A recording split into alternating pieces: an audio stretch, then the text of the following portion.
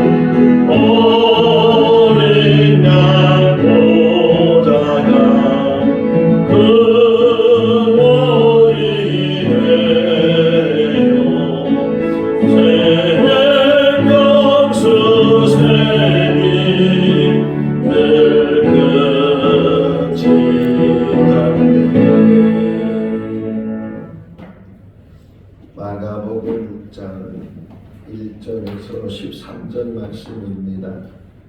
마가복음 6장 1절에서 13절 말씀.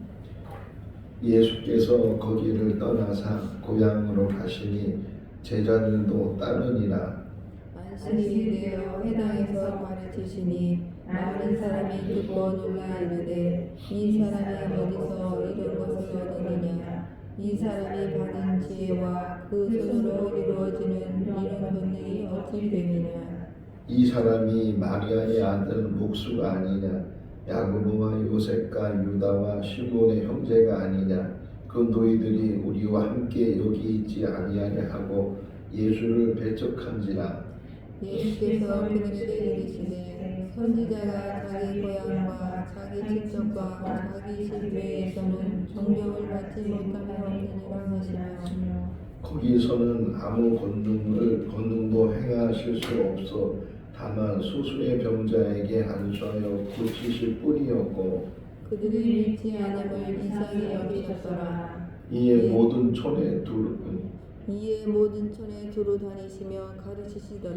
12 제자를 부르사 둘씩 보내시며 더러운 귀신을 제어하는 권능을 주시고 명하시되 여행을 위하여 지팡이 외에는 양식이나 배낭이나 전대의 돈에는 아무것도 가지지 말며 10만 신고 두벌 옷도 입지 말라 하시고 또 이르시되 어디서든지 누구의 집에 들어가거든 그 곳을 떠나기까지 거기 거하라. 어느 곳에든지 너희를 영접하지 아니하고 너희 말을 듣지도 아니하거든 거기서 나갈 때에 발 아래 먼지를 떨어버려 그들에게 증거를 삼으라 하시니 제자들이 나가서 회개하라 전파하고 같이요 많은 귀신을 쫓아내며 많은 병자에게 기름을 발라 고치더라. 아멘. 할렐루야.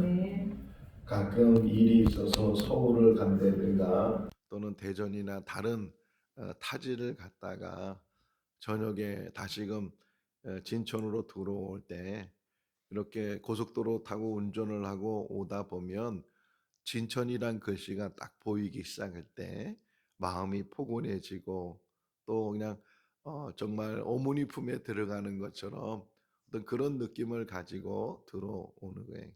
여기서 태어나지 않았지만 그래도 어느덧 오랫동안 살다 보니까 진천이 고향이 되고 또 어디 멀리 가도 빨리 집에 가야 되겠다 하는 그런 마음, 집에 가야 마음이 편하고 또 쉼을 얻을 수 있다. 뭐 그런 생각들을 갖게 되는데 예수님도 분주하게 다니시다가 지금 이제 가버나움을 떠나서 나사렛 어릴 때 원래 예수님의 고향은 베들레헴이니까 거기서 태어나셨지만 어릴 때부터 이제 공생애 하시기 전까지 그 나사렛이라는 동네에서 살았기 때문에 오늘 1절 말씀에 보면 거기는 이제 가버나움이에요. 회당장 야이로의 딸을 살리신 그곳을 떠나서 다시금 이제 고향을 찾아서 가셨어요. 자, 고향을 찾아갔을 때 그 예수님과 또 예수님을 따르는 제자들이 어떤 면에서는 좀 쉼을 얻기 위해서 또 같이 어릴 때부터 아는 사람이고 그러니까 더 이게 잘 받아주고 요 옛날 자기 동네에 큰 인물이 나거나 뭐 행정고시 합격했다든가 뭐가 됐다든가 이래가지고 막 프랜카드 붙이고 막 그런 일을 가끔 우리가 보게 되는데 뭐 그렇게는 하지 않아도 정말 예수님이 이렇게 막 돌아다니시다가 이 나사렛에 들어갔을 때 다른 사람은 몰라도 또 다른 지역에 있는 사람들은 몰라도 그 나사렛에 있는 사람들은 정말 대환영을 하고 맞이해 주고 그래야 되는데 오늘 본문에 보면 배척했다 그러잖아요. 예수님을 배척해서 거기서는 많은 권능을 행하지 못하고 수세의 사람들만 병자들만 고치시고 거기를 떠나게 됐다. 이렇게 지금 이야기를 하고 있어요. 자, 예수님이 가시고 마침 안식일이 돼서 회당에 들어가셔서 하나님 말씀을 읽고 또 그 말씀을 사람들에게 전하는데 사람들이 그 예수님의 말씀을 듣고 다 놀라는 거예요. 어떻게 저렇게 우리가 아는 예수는 저런 예수가 아니었는데 우리가 아는 예수는 목수였는데 우리가 아는 예수는 지금도 그 예수뿐만 아니라 그 예수의 동생들도 알고 있고 또 누이들은 지금 우리와 같이 있는데 저거 어쩐 일로 저렇게 서기관들이나 바리새인보다 더 권위 있는 말을 행하고 어떻게 저렇게 남다른 그런 모습들을 보일까? 그러면 정말 좋다고 훌륭한 사람이 나왔다고 이래 가지고서 더 환영하고 더 기뻐하고 즐거워해야 되는데 오히려 무시하고 그리고 오히려 그 배척하는 그런 모습들. 호칭을 좀 보시면 2절 말씀 2절 한번 다시 읽어볼까요? 안식일이 되어 해당에서 가르치시니 이 사람이 어디서 이런 것을 얻었느냐? 이 사람이 받은 지혜와 그 손에서 이루어지는 이런 권능이 어찌 됨이냐? 예수님에 대한 호칭이 이 사람, 이 사람. 우리로 표현하면은 이제 막 어떻게 보면 하대하는 것이고 무시하는 것이고 뭐 이게 또 뭐 더 좀 생각해 보면 어떤 면에서는 시기하는 것이고 아니 똑같이 같이 생활하고 같이 이렇게 배우고 그러는데 어떻게 이런 권위를 갖게 되고 어떻게 이런 대단한 말을 대단한 행위를 하게 되는가 이런 그래서 사람들은 더 구체적으로 얘기하잖아요. 이 사람은 마리아의 아들 목수가 아니냐 이렇게 이야기를 하는 거예요. 마태복음 13장에도 이 이야기가 나오는데 거기서 이렇게 표현하고 있어요. 목수의 아들이 아니냐. 그러니까 목수의 아들이 아니냐 이 말은 그 아버지가 목수였다는 거잖아요. 아버지 요셉이 목수였고 또 예수님이 이제 장남이잖아요. 첫 태어난 아들이었고 그다음에 뭐 여기 뭐 다른 아들들이 야고보가 태어나고 뭐 유다, 요셉 뭐 이런 아들들이 태어났으니까 아버지가 했던 그 직업을 그 장남이 이어받아서 공생이 하기 전까지는 나사렛에서 목수로 있었지 않았는가 생각이 돼서 오늘 새벽에 일어나서 그러면 목수의 일이 뭐예요? 나무 갖고 뭘 만드는 거잖아요. 참 그 목수 제가 오늘 이것도 직업 소개하는 어떤 TV를 보니까 그냥 나무 우리가 볼 땐 그냥 나무인데 그 목수의 눈에는 그것이 어떤 뭐 그림으로 뭐가 뭐 물체로 보이고 손을 막 탁 대니까 뭐 형상이 나오고 막 그런 거 보면 목수라는 것은 뭔가를 창조하는 거구나. 뭔가를 만드는 거구나. 어떤 의미 속에서는 이 목수의 어떤 그 일들이 이게 하나님이 창조하시는 그냥 창조주의 모습으로도 보일 수 있겠다 하는 그런 생각을 갖게 되고 또 한 가지 생각은 그러면 예를 들면 문틀을 만들었어요. 그러면 그 문틀을 만드는 그것이 뭐 몇 년 사용하는 것이 아니고 심지어는 몇백 년 정도 더 나가서는 뭐 좀 뭐 그냥 다 낡아지고 막 그러겠지만 지금 2000년이 지났지만 2000년이 지난 지금도 혹이나 예수님이 만들었다는 의자나 또 예수님이 만들었다는 뭐 이게 테이블이나 뭐 이런 것들이 혹이나 있을 수 있겠다라는 그런 생각이 돼요. 한 번은 예루살렘에 가서 이제 가이드가 쭉 설명하면서 예수님이 십자가 지고 가시면서 여러 번 넘어지셨다는 거예요. 너무 매도 많이 맞고 뭐 가시비율만 쓰시고 십자가 무겁고 그러니까 기력이 없으니까 가다가 넘어지고 그랬는데 어디 지점에 가서 이 가이드가 설명하기를 여기서 예수님이 넘어질 때 너무 힘이 없으니까 벽을 짚고 이제 일어섰다는 거예요. 벽을 짚고 바로 요 자리가 예수님이 벽을 짚고 일어선 자리라고. 그래서 보니까요 온 부파여에서 사람들마다 거길 다 이렇게 만지는 거예요. 저도 만졌거든요.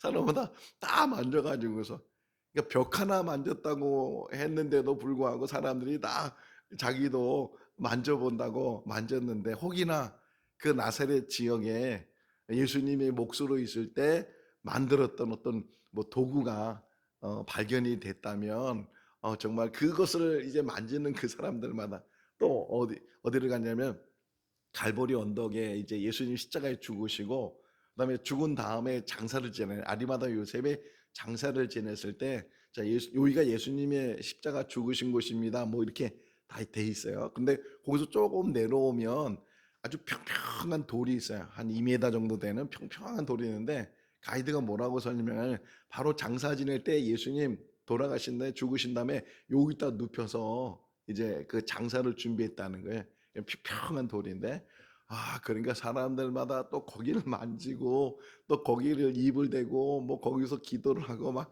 그러더라고요.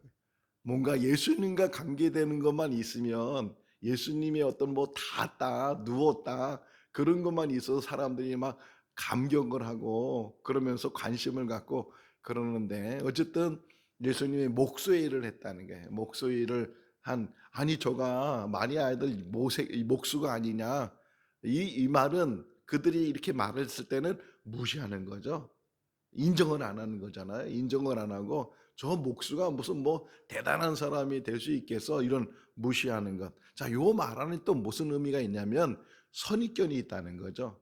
어릴 때부터 같이 보았고 그래서 자기 고향에서 목회한다는 게 힘들다는 거잖아요. 고향에 가면 목회를 하면 목사님으로 보는 게 아니고 그 어릴 때 철부지로 보고 장난꾸러기로 보고 또 나쁜 짓 하는 거 혹시나 있으면 그게 늘 이렇게 선입견이 되다 보니까 거기에 막 비추어서 제가 목사가 돼서 뭐 이런 식으로 막 하대하고 막 그러는 것처럼 지금 예수님이 그런 어떤 면에서 고향에 가서 그렇게 인정을 못 받는 거예요. 그냥 자기들과 같이 자랐던 사람 정도를 인정을 하고 선지자로 인정을 안 하고 하나님의 아들로 인정을 안 하고 오히려 배척해버리는 그런 일이 일어나게 됐다 하는 것을 또 우리의 삶 속에 항상 조심해야 되는 게 선입견이에요. 뭐 사람마다 이렇게 살다 보면 잘못하는 일이 있잖아요. 실수가 있잖아요. 그러면 그 잘못한 걸 실수하는 거는 과거 일이고 지나간 일이고 다 이제 용서받은 일이고 그런데도 항상 그 사람을 비춰보면 지금의 그 사람을 보는 게 아니고 옛날에 그 잘못한 것, 옛날에 그 실수한 것 그런 것들만 자꾸만 먼저 보고 기준 삼고 그러다 보니까 용서가 안 되는 것이고 인정을 안 하는 것이고 그런 일들도 많이 있다는 거예요. 여러분 과거는 과거로 지나가는 것이고 지금이 중요하잖아요. 지금이 어떤 사람이 되어 있는지 어떻게 변하는 게 정상이잖아요. 변화해야 되고 하나님의 사람이 되면 하나님의 사람으로 그가 더 우리가 생각지도 못했던 그런 일들을 할 수 있는 거니까. 예수님도 말씀하셔요. 내가 떠나게 되면 너희들도 나와 같이 일어날 것이고 더 나아가서는 나보다 더한 일도 할 수 있다. 이렇게 예수님 말씀하시는 것처럼 항상 과거의 그 사람으로 보지 말고 과거에 어떤 부족함이 있었고 과거에는 실수가 있고 잘못이 있다 할지라도 그런 것들은 다 지나갔고 지금은 새로운 그 과정 속에서 또 오히려 그런 것들이 디딤돌이 되고 그런 것들 통해서 더 이렇게 올라갈 수가 있잖아요. 어제 설명하면서 야이로의 집에 가서 그 소녀를 달리 닦으면서 일으켰을 때 그 전까지는 사람들이 예수님을 늘 생각할 때 기준 삼을 때 병 고치는 분 이 정도까지만 생각하잖아요. 설마 죽은 사람도 이건 생각도 안 하고 뭐 일어나지도 않고 그랬는데 이 야이로의 그 딸을 이제 살리면서 또는 나사로를 살리면서 나인석의 가부의 아들을 살리면서 사람들 이제 생각이 병을 고치는 뿐만 아니라 죽은 자도 살리시는 분이야 여기까지 가는 거잖아요. 근데 우리는 더 올라가서 그분은 우리에게 영생을 주시는 분이야. 그러니까 단계가 다르는 거예요. 단계가 다르고 생각이 다른 것처럼 지금 이 나사렛에 가서 예수님은 두 가지를 이제 가졌던 것 같아요. 하나는 고향에 가서 좀 쉼을 얻어야 되게 너무 분주하잖아요. 그런데도 불구하고 오히려 쉼을 얻기보다는 사람들로부터 배척을 당하게 되고 그래서 거기서 쉼도 얻지도 못하고 또 사역도 제대로 감당하지 못하고 그래서 이상히 여겼다는 거예요. 6절에 보면 근데 뭐가 이상히 여겼다. 한번 6절 읽어볼까요? 그들이 믿지 않음을 이상히 여기셨더라. 자, 이런 생각이 들었어요. 아무리 예수님이 대단하신 분이고 대단한 일을 했어도 우리가 사람들이 그것을 인정하지 않으면 그것을 믿지 않으면 그 예수님의 대단한 일이 그 사람하고는 아무 관계가 없다는 거예요. 그러니까 우리에게도 마찬가지예요. 우리에게도 믿음이 없으면 그냥 이 신앙생활하는 것, 교회 다니는 것 이게 어떤 면에서는 취미생활일 수도 있고 그냥 이렇게 왔다 갔다 하는 그런 삶일 수밖에 없다는 거죠. 예수님이 누구인지를 분명히 우리가 깨닫고 그분이 나보다 더 내 목숨보다도 더 귀하다는 것을 깨달았을 때 그분을 영접하게 되고 참 그리스도인이 되는 것처럼 뭐라 그래? 믿음이 없다는 거죠. 믿지 아니하는 것을 이상히 여기셨다. 이렇게 지금 표현을 하고 있어요. 그래서 어쩔 수 없이 이제 또 거기 오래 머물지 못하고 가죠. 그 가기 전에 하시는 말씀이 선지자가 고향 외에서는 다 존경을 받는다. 오히려 선지자가 고향에 갔을 때 아는 사람들 어릴 때부터 같이 있었던 사람들로부터는 혹이나 존경을 받지 못하지만 이렇게 그러니까 선입견 이런 것들이 오히려 지금의 그 모습을 제대로 깨닫지 못하게 된다 하는 것을 말씀을 하셨어요. 어쨌든 이제 거기를 떠나서 뭐라고 표현하냐면 두루 모든 촌을 다니시면서 그러면서 가르치셨다. 정말 예수님은 쉴 시간도 없이 그냥 좀 어떤 면에서는 좀 재충전할 시간도 가져야 되는데 그런 시간을 제대로 갖지 못하고 분주하게 살았어요. 여러분 우리 인생 속에서도 때로는 쉬고 싶고 다 내려놓고 싶고 또 하나님의 일도 하기 싫고 뭐 직분 맡은 것도 이제 그만해야 되겠다 혹이나 그런 생각을 혹 우리가 가질 수 있지만 물론 쉼도 필요해요. 이제 다시 이제 나오는 말씀 보면 너를 좀 쉬어라 이렇게 예수님 말씀하시는데 쉼도 필요하지만 이 땅에 산 날 동안 우리 각자에게 주어진 일들을 그냥 감당하는 거예요. 너무 과하게 그렇게 하는 것도 문제가 있고요. 또 너무 일이 있는데도 불구하고 사명인데도 불구하고 손 놓고 그냥 방관하고 관심도 안 갖고 그런 일도 문제가 있는데 각자 우리에게 주어진 작은 일이면 작은 일대로 남들이 알아주지 않아도 남들이 말하지 않아도 내가 할 수 있는 일들을 내가 감당하면 그 누가 보신다고요? 예. 기도에 대해서 구제에 대해서 말씀하면서 너희가 골방에서 기도해도 하나님이 은밀한 중에 보시는 하나님이 너희가 오른손이 하는 일을 왼손이 모르게 구제를 한다 할지라도 그 은밀한 중에 보시는 하나님이 항상 우리의 관심이 하나님께 있어야 돼. 잠깐만 사람에게 있으면 잠깐만 칭찬 듣고 싶고 자랑하고 싶고 자기를 드러내고 싶고 자기를 나타내고 싶고 그러다 보면 자기도 모르게 잠깐만 교만해지기도 하고 또 그것 때문에 시험 들기도 하고 넘어지기도 하고 그런 일들이 많이 있으니까 무슨 일을 하든 큰 일을 하든 작은 일을 하든 우리 뭐 큰일한 인물은 아니니까 작은 일을 해도 정말 세상 사람이 볼 때는 별거 아닌 일을 해도 그것이 하나님의 일이라고 생각하고 그 일을 감당하면 그보다 더 기쁜 일이 없고 그보다 귀한 삶이 없을 줄로 믿습니다. 도로 다니면서 예수님은 가르치는 일 하죠. 가르치는 일을 하시고 그다음에 이제 제자들을 둘씩 여기 그다음에 나오는 게 7절이 제자들을 12명이니까 2명씩 묶으면 여섯 묶음이잖아요. 여섯 묶음을 해서 그래서 이제 가서 복음을 전하도록 그렇게 얘기하는 거예요.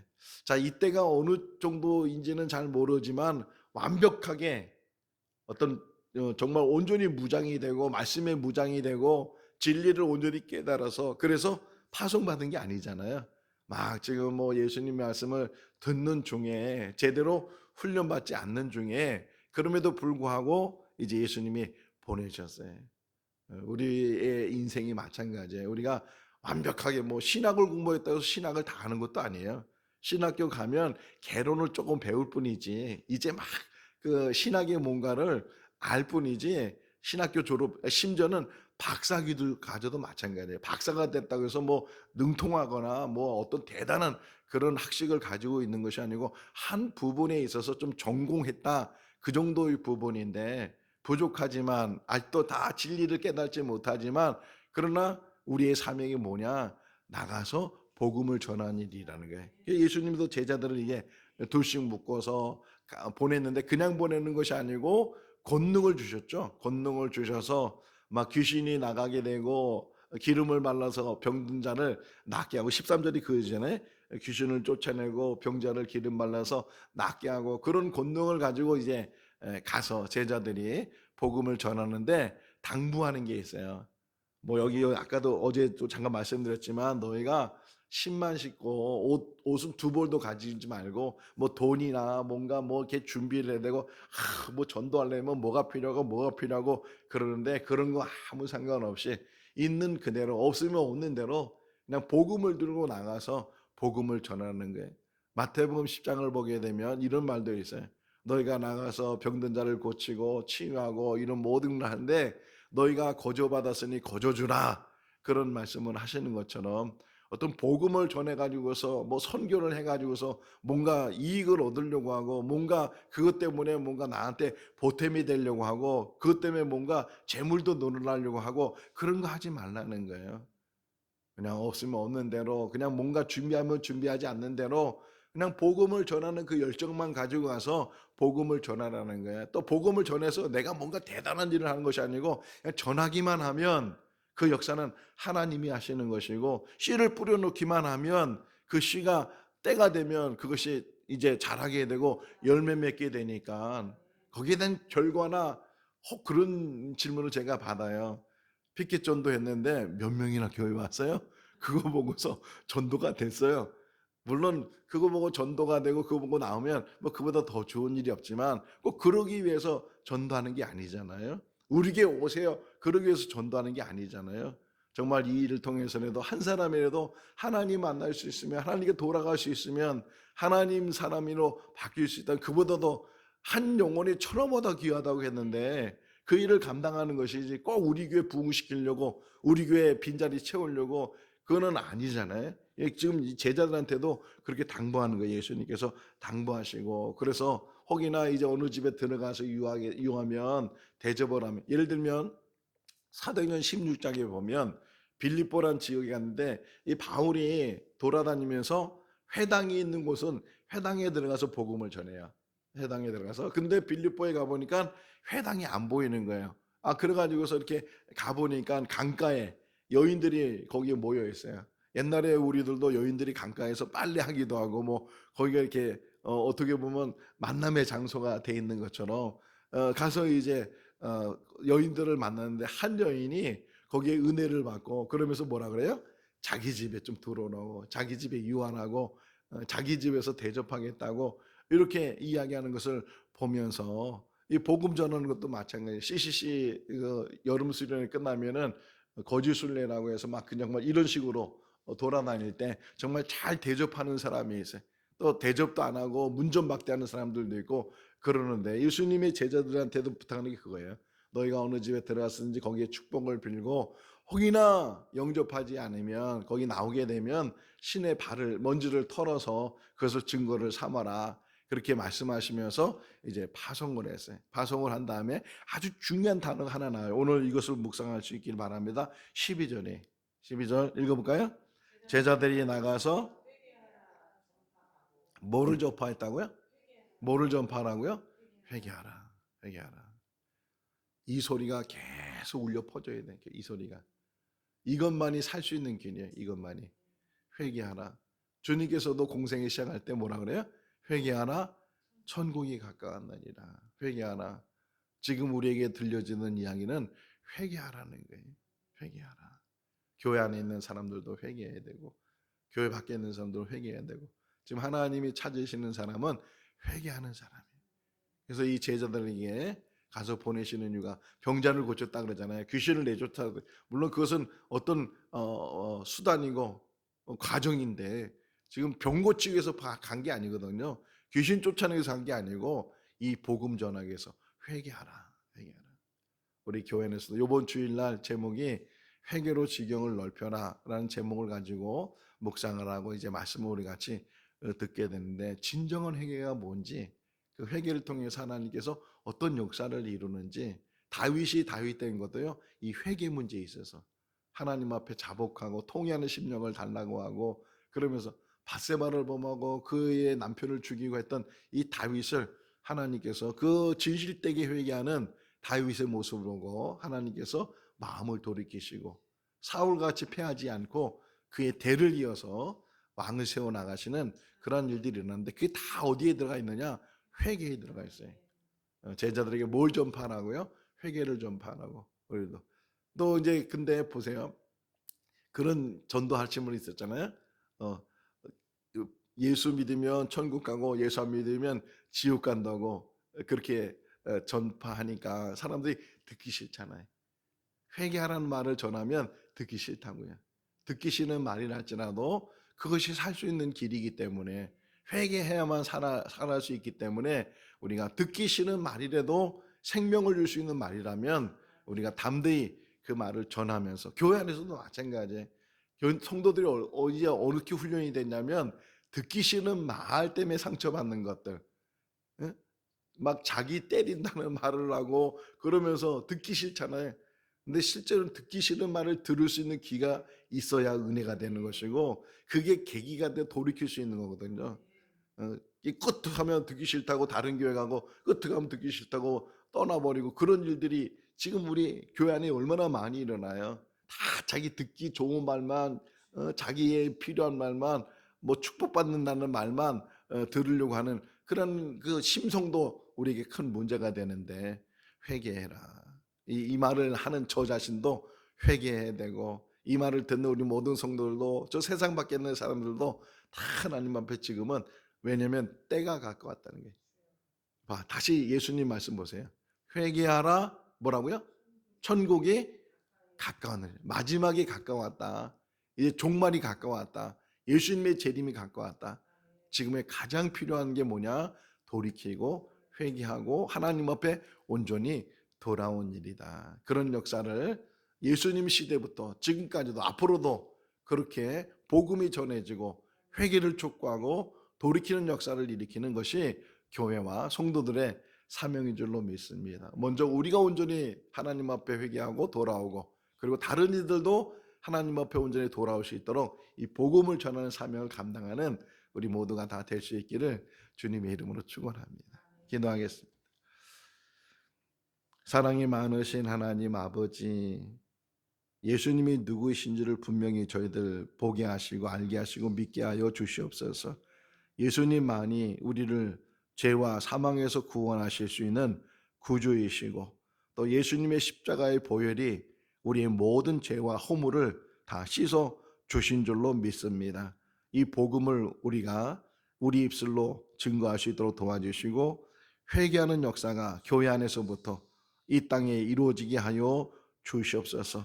회개하지 않을 때, 자기 죄를 깨닫지 못했을 때 사람들은 남에게 전가시키고 남에게 핑계를 대고 남에게 손가락질을 하는 그런 모습들을 보게 됩니다. 혹이나 우리들도 회개하지 않기 때문에 마음이 강팍해지고 남에 대해서 업신여기게 되고 남을 시기하게 되고 우리가 선입견을 가지고 사람을 쉽게 판단할 때도 많이 있습니다. 하나님 돌이킬 수 있도록 도와주시고, 하나님 앞에 다 내려놓고 엎드리고 자복하고 눈물로 또 마음으로 애통하며 마음을 찢어가며 하나님 앞에 온전히 돌이키는 우리들 되게 하여 주시옵소서. 회개할 수 있는 기회를 가졌을 때 돌이키는 것이 축복인 줄로 믿습니다. 그 기회를 놓치지 않는 우리들과 이 땅에 있는 모든 사람들 되게 하여 주시옵소서. 오늘도 주 안에서 복된 삶이 되게 하시기를 간절히 바라옵고 예수 그리스도 이름으로 기도하옵나이다. 아멘. 마쳤습니다. 자유롭게 기도하시기 바랍니다.